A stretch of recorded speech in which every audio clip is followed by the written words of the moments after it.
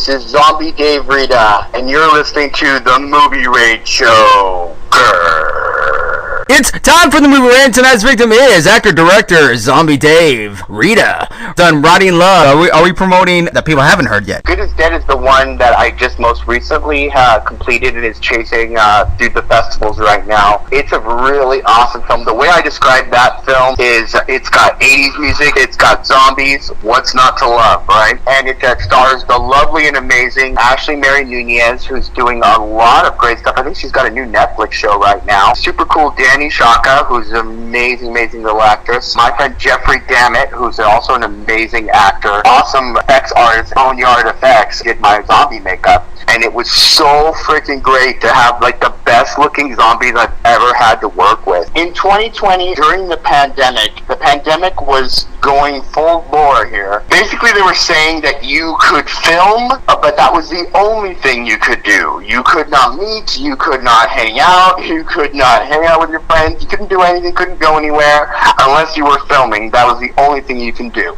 So I grabbed my buddies, like, alright, we better fucking film something now, otherwise they're not gonna let us do that anymore. And so I had this really crazy idea, and right in December of 2020, we filmed this thing, because I had a feeling if I filmed it right then, by the time that I was done with this thing, it would be probably close to summer, and in the summertime, that's when hopefully things would start opening up and we would start trying to get back to normal. And I hit that thing freaking perfectly. We made the movie, and then we premiered it at the Dances with Films Festival August of last year, and to me, it is definitely one of the best festivals in Los Angeles. So getting to premiere it at that festival was a major thing for us. But then also, I just knew that my fellow filmmakers were going to make a lot of movies about what it was like to live through the pandemic, or what it was like to live through the election, or what it was like to live through the pandemic during an election. And that's what we accomplished with As Good as Dead, for sure. When any horror, especially, like, there's always going to be problems with their films,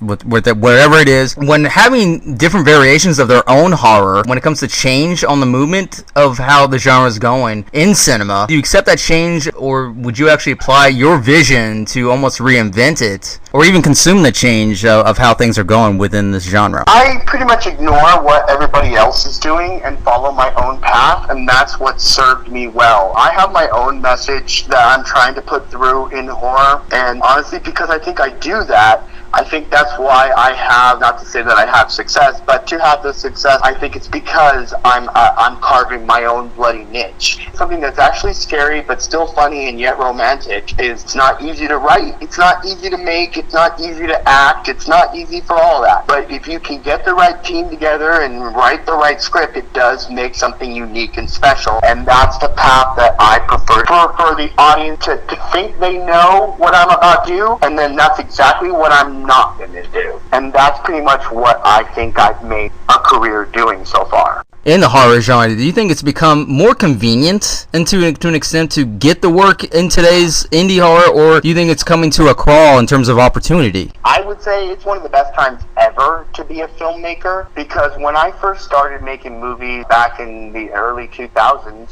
my computer could not edit. My phone did not have a camera that was production worthy. The tools were not available, as well as the areas of distribution that are available in today's world were not available to me back then.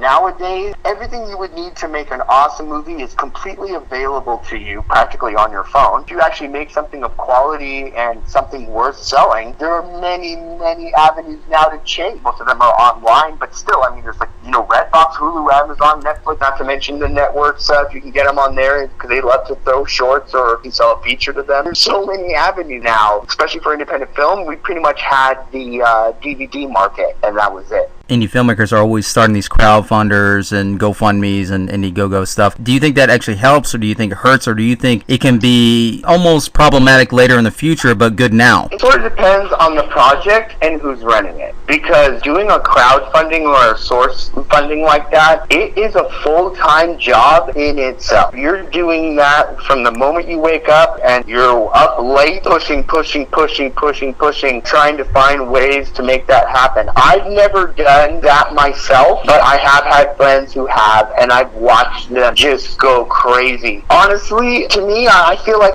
though I haven't done it, I'm not against it. Any way you can fund your movie, any way you can get your movie made and the money it takes to make it, if you can actually do that and complete it, good on you. If you can actually take the time out of your day to actually make that happen, as well as make a movie happen, that's almost amazing. I do see problems with that when people offer a little bit too much or don't realize what they're offering. Like first-time filmmakers will make that mistake of offering a little bit too much or more than they can really deliver, and that's a problem and a shame. If you know what you're doing and you do it right and well and you are able to do it, good for you. It's not like in the olden days you just start promoting something and you get like a little bit of a hey, I made money. Yeah. like a charity fund or something, like, hey, just send a couple bucks, and it's like, no, this is like some serious stuff. This is not just posting some kind of an ad or anything like that. You got to put some serious money aside from your experience. If you have little or more, even if you have more, like, you have to really dive into what you're actually doing, whatever it is you are offering, big or small. What can you deliver? Yeah, what can be delivered, what can be back into the production or your future projects for that matter. And not only that, you also got to gain that reputation from the people that invested in your film. And if you lose that, you're going to lose reputation, you're going to lose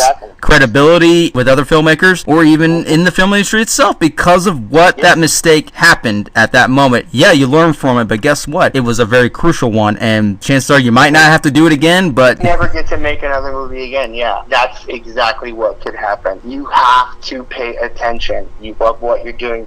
And honestly, always scared me a little bit away from crowdfunding. For me personally, in the way I do things, there's too many hands stirring that pot for me. I prefer to keep it the least amount of hands over me telling me what I need to do or what I should be doing, because I know what I should be doing. Not to say I'm the greatest filmmaker in the world by any means at all. I just know what I'm doing with my own stuff, and I mean, if you leave me to it, I'll kill it. You have to be smart enough to know, okay, I got to keep the number of hands in the pot during this thing low. When it becomes like either the story or the audience, should the artists be more concerned transitioning rather than appeasing the audience when it comes to the product itself, so to speak? I mean, I have friends that believe that story isn't important as long as you throw enough tits, blood, and gore at the camera, that your movie will make a lot of money. And unfortunately, I hate to say it, but they're right. They will. But will anybody really respect your work? That's something else. Do you respect your work? Well, depends on what you're after. Are you after a lot of money, quick money up front? I mean, are you after the money, or are you after making something art? Are you into making something really, really cool? That's the cool thing about horror is a huge umbrella. And underneath that umbrella, there is all kinds. And that's the thing, is I feel like throwing blood, tits, and gore at a camera, that's easy. Anybody can do it. I'm not trying to slam any fellow filmmakers by saying this. I'm saying, me personally, it's easy. Telling a good story, though, justifying why those tits are there, justifying why every drop of blood is there, though, do that, tell a good story, and that's what'll make your movie stand the test of time. And that, to me, is important to me. So it's just what is important to you as a filmmaker? Is it making that almighty dollar up front as fast as possible, or is it making something that people look at your work and say, hey, I respect what you did and I love it. I still love it to this day. There's a market for everything. There really is, and especially in the horror, there's all kinds of different horrors and so forth. And if you're a gore porn guy, hey, that's great. You can check these guys out, or whatever it is. And there's no slam on them. That's the wonderful thing about horror is, like I said, it's an umbrella that we all get to hang out under.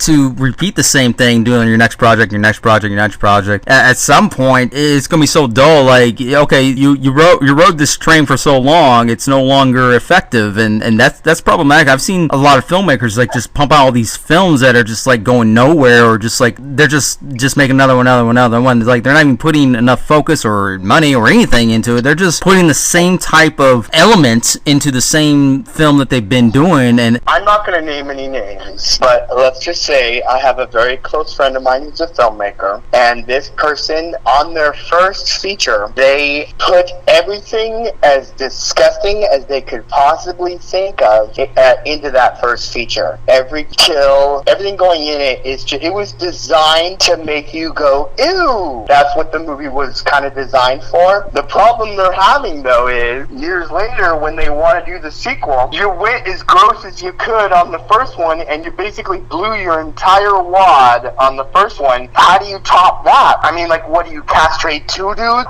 Because but you already did it. It can be very risky, or it can be really good for a while, but then But tell a good story, and there's always somewhere to go because it's a good story. It's always about the story. You gotta tell a good story, and then once you get that element in place, when people are recognizing that element or elements, you can reformat that almost like a shape. You can just keep reshaping it, and you can make it different every single time. You just gotta focus where the pinpoint is. Yeah, that, and and if you have a message, trying to make a voice, really trying to say different things, you have a message you're trying to get across, all that will help you with your story and your movie making, and make your movie have a weight to it versus the fluff that is just blood and gore. Go and plug in any websites or anything that your audience can check out right now. Oh, right now? Sure. You can check out my film company is Elf Twin Films. Elf Twin Films on YouTube, Elf Twin Films on Instagram. We just started an Elf Twin Films on Twitch, where I play